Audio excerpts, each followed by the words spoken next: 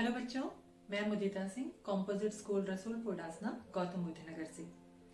बच्चों, पिछले वीडियो में हमने जाना था कि कंप्यूटर की शुरुआत कैसे हुई, इसे कितने जनरेशन्स में बांटा गया है और आकार तथा कार्य करने के आधार पर ये कितने प्रकार के होते हैं। आज इस वीडियो में हम जानेंगे कि कंप्यूटर के कौन कौन से भाग होते हैं। बच्चों, कंप्यूटर को दो भागों में बांटा गया है, हार्डवेयर और सॉफ्टवेयर। हार्डवेयर किसे कहते हैं?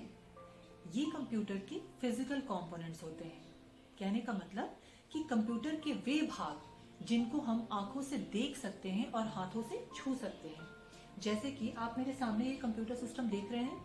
हमने पिछले वीडियो में भी जाना था कि किसी भी कंप्यूटर के मुख्य रूप से 4 भाग तो होते ही हैं, जिसमें से एक आता है मॉनिटर, एक होता है कीबोर्ड, एक सीपीयू और चौथा माउस। तो कंप्यूटर की ये जो भाग हैं, इनको आप देख सकते हैं और इन पर काम कर सकते हैं। इन्हें हम हाथों से छू भी सकते हैं। इन्हें हम हार्डवेयर कहते हैं। अब हार्डवेयर को भी 3 भागों में बांटा गया है, इनपुट डिवाइस, आउटपुट डिवाइस और सेंट्रल प्रोसेसिंग यूनिट यानी सीपीयू, जिसे हम शॉर्ट में सीपीयू कहते हैं। तो इनपुट डिवाइस के बारे में जानते हैं। जिस भी डिवाइस के द्वारा हम कंप्यूटर में काम करते हैं या डेटा एंटर करते हैं, जैसे आपने हमेशा कंप्यूटर सिस्टम के पास एक ऐसा लंबा सा कुछ देखा होगा जिस पर कई सारे बटन बने हुए होते हैं, है ना।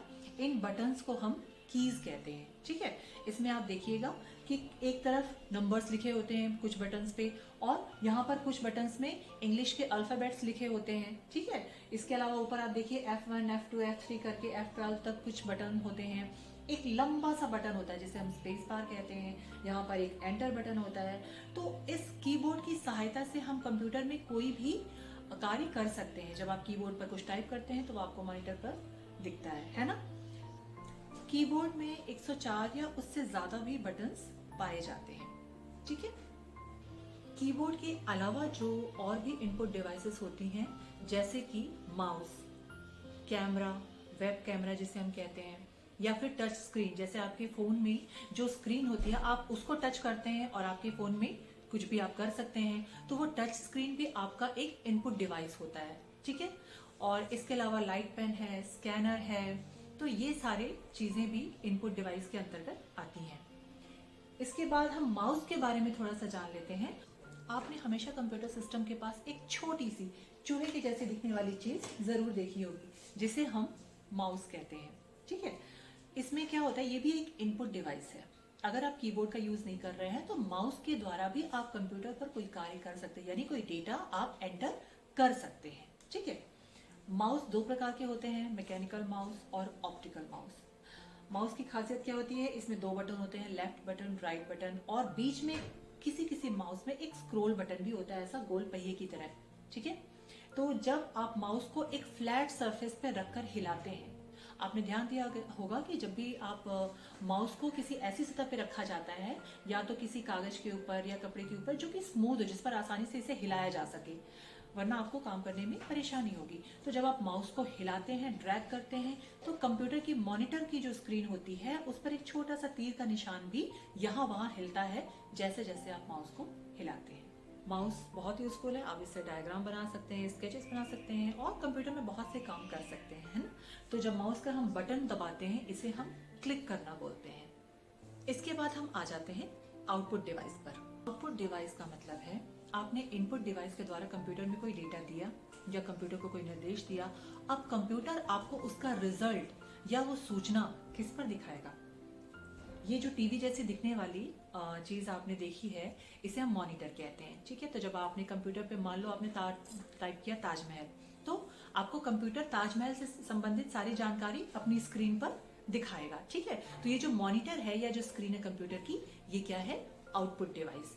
अगर आपको ताजमहल का प्रिंट आउट चाहिए, अगर आपको ताजमहल एक पेज पर चाहिए, उसकी फोटो चाहिए, तो आप क्या करेंगे, इसके साथ प्रिंटर को जोड़ देंगे और उसकी हार्ड कॉपी आप निकाल लेंगे, है ना।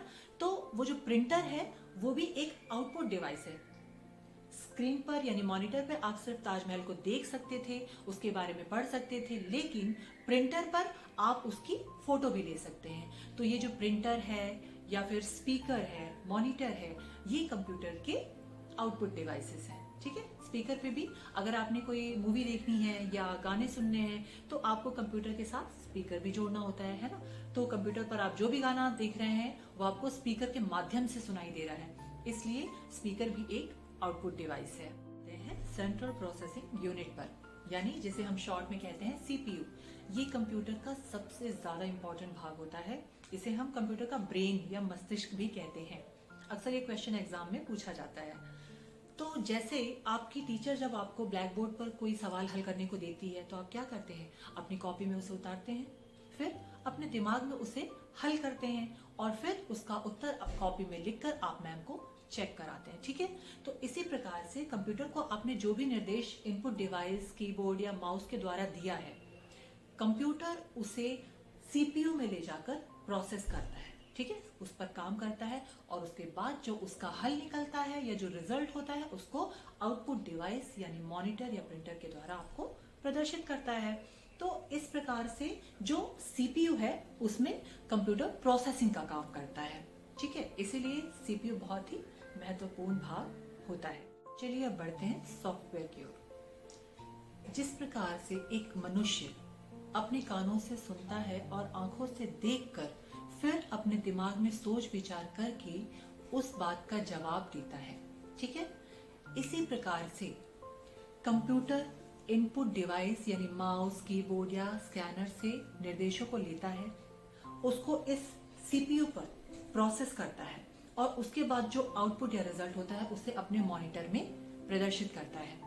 इस काम के लिए निर्देशों का एक पूरा सेट होता है जिसे हम प्रोग्राम कहते हैं, यानी सॉफ्टवेयर प्रोग्राम। उन निर्देशों का क्रम होता है जिसके द्वारा कंप्यूटर ये सारे काम करता है। ये जो प्रोग्राम होता है, ये सॉफ्टवेयर जो होते हैं, ये अलग अलग कार्यों को करने के लिए स्पेशली डिजाइन किए जाते हैं। जो आशा करती हूँ आपको इस वीडियो के द्वारा हार्डवेयर और सॉफ्टवेयर को समझने में आसानी होगी। तो अब मिलते हैं अगले वीडियो में, तब तक के लिए धन्यवाद।